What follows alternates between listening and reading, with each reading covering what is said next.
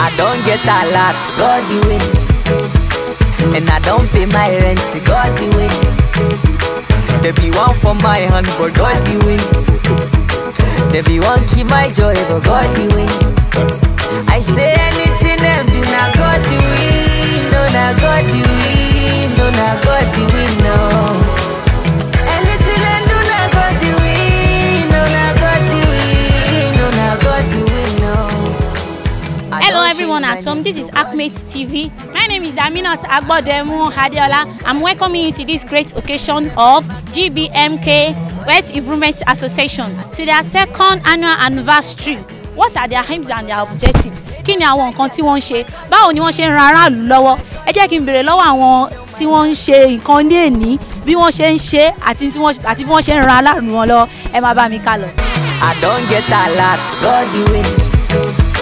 A dúpẹ́ fún Ọlọ́run pé ní yìí ó ṣe ojú wa. This is the second AGM GBMK Wealth Improvement Association is experiencing. Orúkọ mi ni Gani Oladimeji Sokunbi tí mo jẹ́ àgbà ẹgbẹ́ yìí, tí mo jẹ́ ọ̀kan náà tí ó dá ẹgbẹ́ yìí lẹ̀, tí mo jẹ́ executive director, tí mo jẹ́ CEO of GBMK Wealth Improvement Association. Ó jẹ́ ẹgbẹ́ tó yẹ pé ẹgbẹ́ aláàánú fún àwọn èèyàn, tó yẹ pé a lot of people wọ́n ti benefit nínú ẹgbẹ́ yìí. Though for now it's a cooperative tó yẹ pé à ń yá àwọn èèyàn ní owó, but tẹ́ bá wo gbọ́n cooperative tó wà ń tán sí yìí, though wọ́n ń yá àwọn èèyàn lówó, wọ́n máa ní times 2, wọ́n máa ní times 3, but títí wá ṣé bóyá times 2 times 3 ni wípé because a mọ̀ pé nowadays it's not easy for you to get somebody that will help you, but with this association, in fact it is ready-made to reduce, if not eradicate, to reduce level of poverty in the country, in this society, in this Ifo local government. So òun ló fà tí a fi dá ẹgbẹ́ ilẹ̀, like bó ṣe wà nísìnyí a ti ra márúwá fún yàn, a ti ra kẹ̀kẹ́ as a bike fún yàn, a ti ra drip visa fún yàn, a ti ra a lot of things yẹn pé wọ́n máa lè lò fúnra wọn ní owó kékeré ni a dẹ̀ fi sí fún wọn. So ti unlike other microfinance or other people tó yẹn pọ́n máa lọ yáwó, eléyìí àfi ní wọn lára. So ti ó wà in fact even gan tẹ bá rí bá àwọn ọba tó lọ lọ́jọ́ yẹn ìgbà tá lọ bá tá ṣàlàyé fún pé this is what we are into and this is our aims and objectives for this GBMK Wealth Improvement. He was so amazed. In fact, bó ṣe wà amazed pé gbogbo nǹkan tóun ti rí in the past for all those cooperatives tóun ti rí táwọn èèyàn máa ń ṣe Gurumi Lapo and all that wọ́n ń ṣe. This one, the way we created it, in fact, is far beyond cooperative. It's far beyond microfinance. So in fact, glory be to God. Tàbá ń rí bí kíní program ṣe ń lọ ẹ rí gbogbo testimony táwọn èèyàn máa give in pé this is what they are enjoy from this cooperative. So ọpẹ́ ni fún Ọlọ́run. I don't get a lot, God the win. Orúkọ mi ni Babatunde X Joshua. Mo jẹ́ board of director ní GBMK Wealth Improvement. Èmi ni board secretary wọn. Ohun tá à ń ṣe ń bí lẹ́nu òun gangan ni annual general meeting tó wà short by AGM. Kí ni àǹfààní tá a ní? Ọ̀pọ̀lọpọ̀ àǹfààní la ní fún àwọn èèyàn wa rẹpẹtẹ lọ́pọ̀lọpọ̀ gidi gan.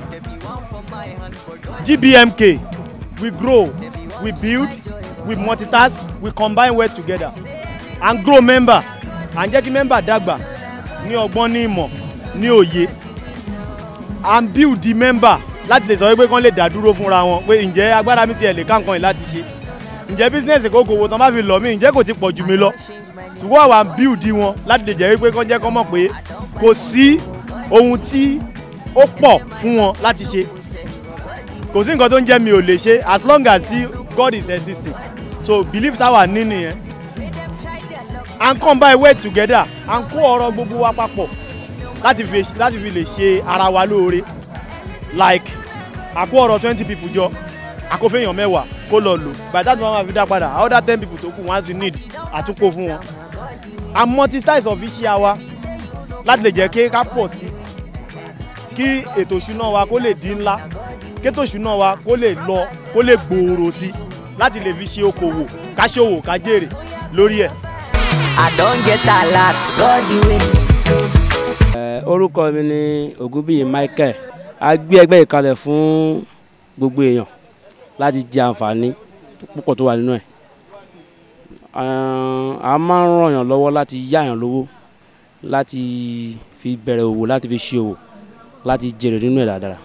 I don't get a lot, God the win.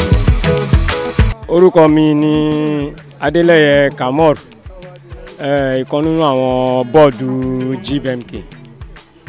Mọ̀ràn tí máa fún because gbàtà ronú tá a dá ẹgbẹ́ ilẹ̀ a dá sílẹ̀ láti ran aráàlú ní ọwọ́.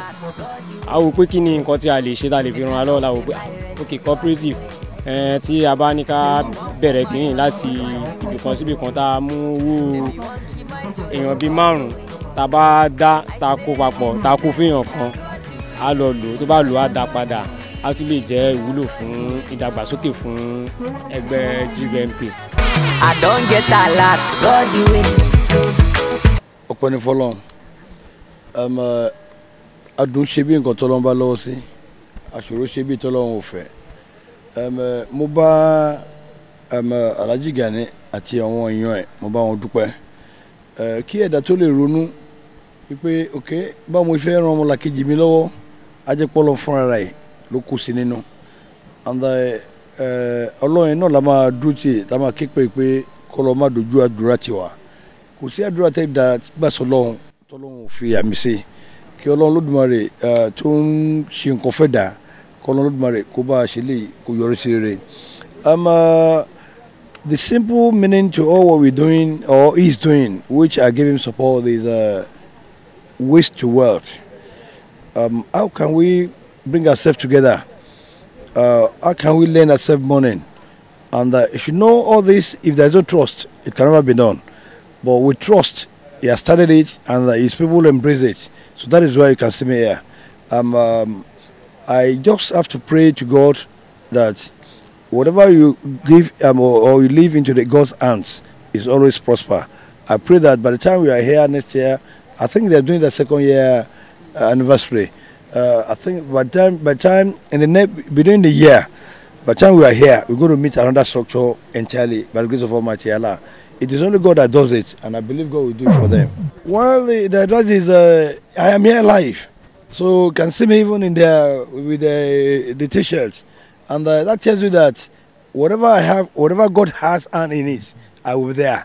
So if I can say, okay, my people, Ghana has done so well, but whichever way he has performed beyond my imagination, I'm imploring everybody to be part and parcel of it. It's when you are there, you know what they are doing there. If you are not there, you can never know what is happening. Is it? Assuming he took the photograph of the DBC and bring it to me, I might not even understand it. But when I'm here, I saw what they have done.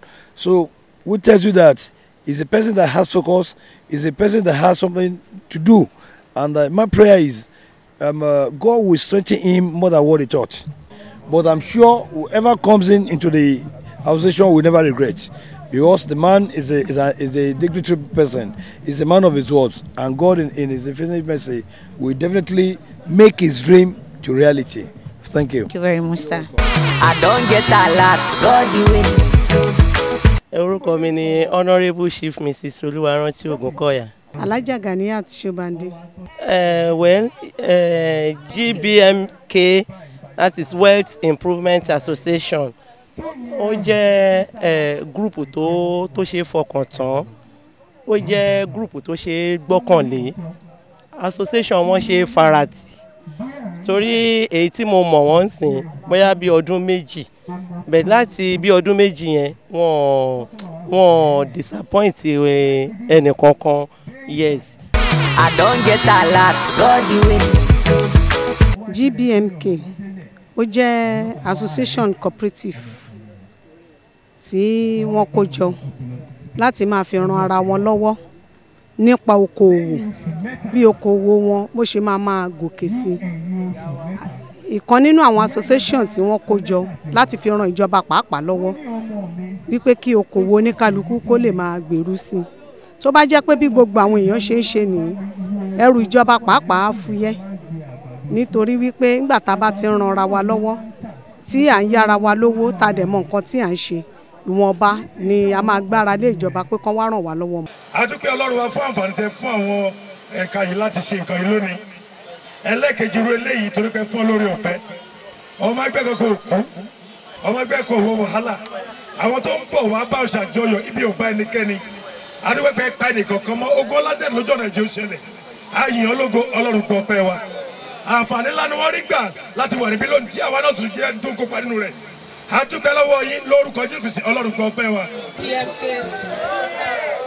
alájẹṣẹ́kù yìí ti gbogbo wa ni kó máa gbọ́dọ̀ bàjẹ́ torí kò sí ibòmíràn tí a lè lọ àjò lè dàbí ilé ẹ jẹ́ ká sowọ́pọ̀ ká fìmọ̀ ṣọ̀kan ká gbé lárugẹ kó máa ní tọwọ́ mi túká kó máa ní tọwọ́ mi túká ẹgbẹ́ alájẹṣẹ́kù tí mo wà kó máa ní tọwọ́ mi túká. Last AGM meeting 2011-2016 Mrs. Adéyẹmí ni wọ́n ṣe àdúrà ìbẹ̀rẹ̀ ìpàdé a tẹ̀síwájú lórí ètò ẹgbẹ́ wa fún àjọ̀dún wọ́n ṣe àfihàn àwọn olóyè àti àwọn àlejò pàtàkì lẹ́yìn náà ni a ka ìròyìn ìpàdé tó lọ akápò náà bọ́ síta láti ka iye owó tó wọlé àti èrè tí a ní àti iye ọmọ ẹgbẹ́ tó ń wá àti àwọn tí wọn kò wá mọ́ àti àwọn tí wọ́n wá sí ìpàdé dédé lẹ́yìn tí wọ́n ka gbogbo eléyìí tán ètò tẹ̀síwájú akọ̀wé àgbà ẹgbẹ́ Mr. Abatunde Joshua wọ́n ka ìwé ìtàn ẹgbẹ́ wa sí gbogbo ọmọ ẹgbẹ́ létí bí a ṣe ń rajà bí a ṣe ń tà bí a ṣe ń yára wa lówó àti bẹ́ẹ̀ bẹ́ẹ̀ lọ Mrs. Ògúntúsì náà sọ sí ọ̀rọ̀ náà wọ́n sọ fún gbogbo ọmọ ẹgbẹ́ pé tí a bá gba owó kí a máa san padà fún ìlọsíwájú ẹgbẹ́ lẹ́yìn náà ni Mrs. Ganiat Sobande wọ́n bá wa sọ̀rọ̀ ìsítí nípa pé kí a máa yá owó nínú ẹgbẹ́ ṣùgbọ́n owó tí a bá mọ̀ nípa rẹ̀ ni kí a fi owó ṣe kí a má torí pé ẹnìkan ti yá owó náà àwa náà fẹ́ yá owó lẹ́yìn náà ni Mrs. Olúrántí Ògúnkọ̀yà fún àwọn tí wọ́n ṣe déédéé nínú ẹgbẹ́ ní ẹ̀bùn ìwúrí lẹ́yìn èyí ètò jíjẹ àti mímu tẹ̀lé fọ́tò yíyà àti ijó jíjó lẹ́yìn náà ni a mú ìpàdé wá sí ìpamọ́ èyí ni ìròyìn last minute ọdún tó kọjá. ní báyìí a fẹ́ present gift fún àwọn gbogbo wa pátápátá la ṣe dáadáa ṣùgbọ́n a ní àwọn kan tá a fẹ́ present gift fún àwọn àkọ́kọ́ tá a fẹ́ fún lẹ́bùn òun ni àwọn past exco wa tí wọ́n ti sọ̀rọ̀ nínú àwọn abala kejì tá a fẹ́ fún lẹ́bùn òun ni abala àwọn tó ń gba high capital loan jù abala ẹ̀kẹta òun ni mo wá déédéé jù tábà ti ń pè é màá bẹ̀rẹ̀ látọ̀rí our ex-coordinator Mr. Adegbola ẹ bá wa fún wọn látẹ̀wọ́ lẹ́ẹ̀kan sí fún iṣẹ́ takuntakun tó ń ṣe. ẹ ṣe gbọ́dọ̀ ẹni tẹ́ ń wò yìí ni ex-secretary tí wọ́n jẹ́ present coordinator náà àwọn náà ṣiṣẹ́ takuntakun applause for them àwọn náà ni alukoro Mrs. Osusu Mary ẹnikẹ́ni tá a máa pè láti wá gba ẹ̀bùn náà ni Mr. Ganiu Ajibona treasurer a fi tọ̀wọ̀tọ̀wọ̀ pé Mr. Muhammad Emmanuel ẹni tó bẹ̀ wá ìyàwó ni chief supervisor of BSco tí wọ́n ń mójútó wọn dáradára láti lè jẹ́ kí iṣẹ́ wọn tó wà intact alábòójútó is very active ẹ bá mi fún wọn látọwọ́ ẹ̀dọ́.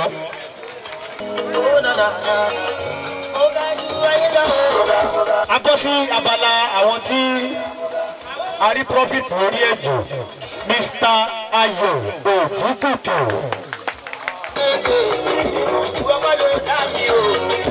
Mr. Yaya Rasaki Yaya Listi Yaya Rasaki. tí ó wá jù ni a fẹ́ bọ́ sí àwọn méjì péré náà la mú ó ṣe ṣe tó bá dọdún tó ń bọ̀ ká mú jù yìí lọ ẹni àkọ́kọ́ tá a mú òun náà ni Mrs. Ògúnlẹ́yẹ Ọmọlọ́lá pẹ̀lú rìsíìtì. Mrs. Ajetumobi,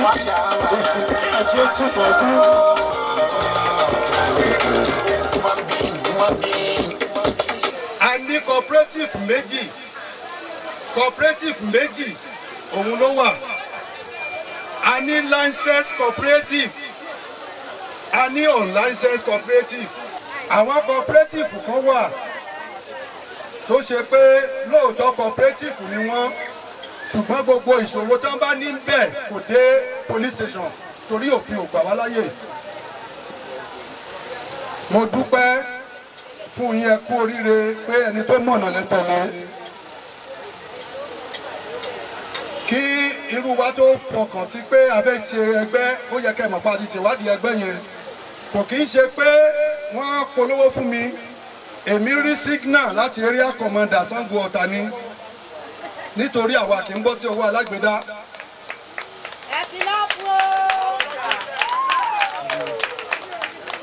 Àwọn kan wà bẹ́ẹ̀ gbowó lọ́wọ́ wọn bẹ́ẹ̀ kò sí problem nínú kan fagolo sí ọlọ́run kan máa dùn kiri. Àwọn ìyẹn ẹ̀ẹ́rì pé tí wọ́n bá ti ń lu agolo tẹ̀lé wọn lẹ́yìn wọn ò yíya police station tí wọ́n nìyẹn torí kò sí ètò báàkì wọn. Wọn bá gbé okòólé káńtà kò yẹn ò sí ní ọ̀dọ̀ tiwa. Ṣùgbọ́n ẹgbẹ́ tí àwa ń ṣe yìí, ẹgbẹ́ tí wọ́n fún wa ní certificate tó register ẹgbẹ́ yìí ni. Ẹgbẹ́ tí ẹnìkankan ò lè fìyà jẹ ọmọ ẹgbẹ́ ni. Ẹgbẹ́ tí ẹnìkankan ò gbọ́dọ̀ fojú pọ́n ọmọ ẹgbẹ́ kankan lójúrú wa ni. Nítorí pé òfin gbà wá láyè gbogbo ohun tá a bá fẹ́ ṣe lórí ẹgbẹ́ yìí. Ẹnu òṣè ariwo kọ́ ni music empty barrel ló máa ń pariwo. Numbers don't lie and I don't shout, tapping every time and I don't make moves. Olúwa ló ń ṣe èmi náà tán. Orúkọ mi ni Mr. Ganiyu Ajibona.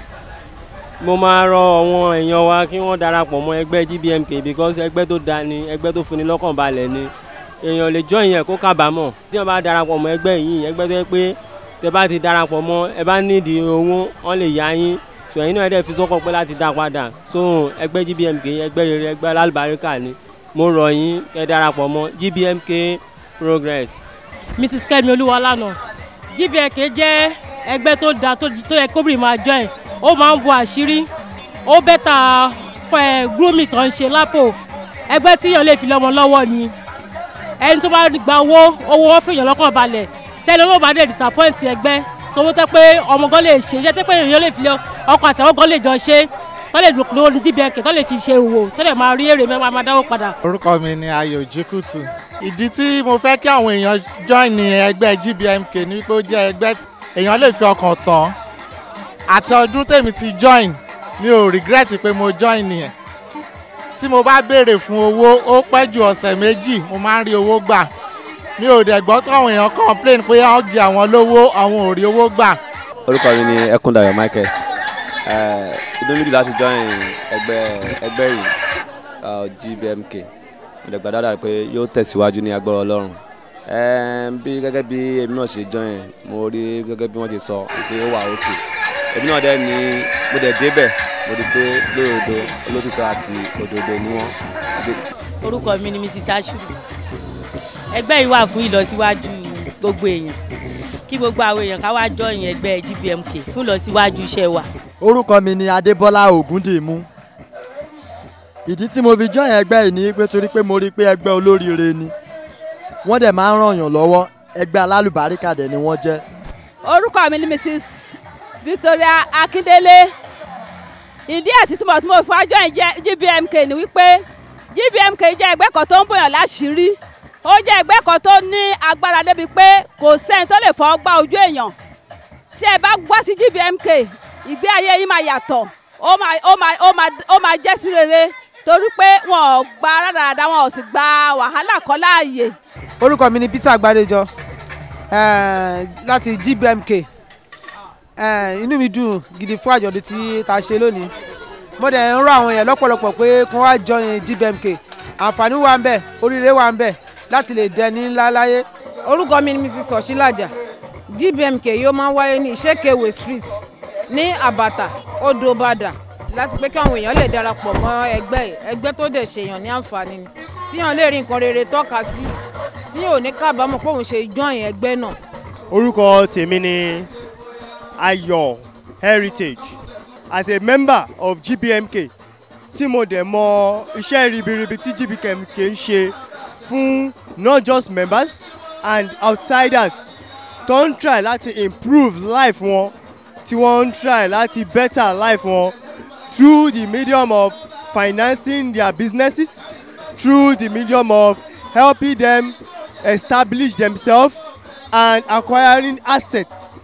Èmi náà mo believe pé such an organization has to be supported. Ló jẹ́ kí èmi náà wà níbí lẹ́nìí láti support event wọn. Thank you very much. Mo dẹ̀ implore àwọn èèyàn láti join ẹgbẹ́ tó rẹ́gbẹ́ tó dání tó rọ́jọ́ iwájú wa láti fi ṣe nǹkan rí. Orúkọ mi ni Mrs. Adesina Bisola. Mo dúpẹ́ pàtàkì lọ́wọ́ iléeṣẹ́ GBMK. Iléeṣẹ́ náà kò ní jóná o. Lẹ́yìn náà mo tún mú ẹ̀gbọ́n mi náà wá pé kó wá join GBMK tó pín ní ẹgbẹ́ rere ni. Ẹgbẹ́ tó ṣe mú yangàn láàrin àwùjọ ni. Tó ṣe mú yangàn láàrin ẹgbẹ́. Látìgbà tí mo ti join mi ò regret live mi. GBMK progress adúpẹ́ o àṣeyṣẹ́ mi o